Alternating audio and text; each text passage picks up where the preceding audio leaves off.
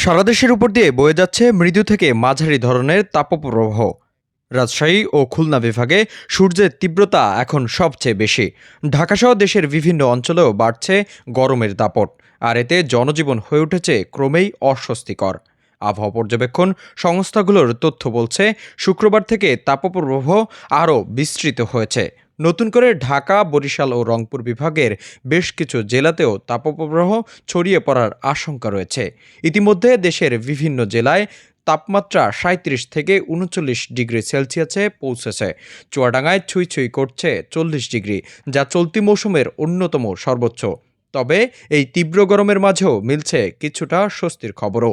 আজ থেকেই দেশের কিছু অঞ্চলে বৃষ্টি হতে পারে।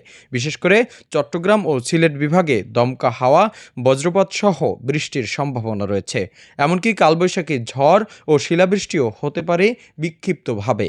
আবহাওয়াবিদরা বলছেন, বৃষ্টি হলে তাপমাত্রা কিছুটা কমে স্বস্তি ফিরতে পারে। তবে এপ্রিল জুড়েই থাকতে পারে একাধিক তাপপ্রবাহ। তাই প্রয়োজন ছাড়া রোদে বাইরে না যাওয়া, বেশি করে পানি পান করা এবং শিশু ও বয়স্কদের প্রতি বাড়তি যত্ন নেওয়ার পরামর্শ দিয়েছেন তারা। সব মিলিয়ে গরম, ঝড় আর বৃষ্টির এই বৈচিত্র্যময় আবহাওয়ায় এখন সতর্ক থাকাই সবচেয়ে বেশি জরুরি।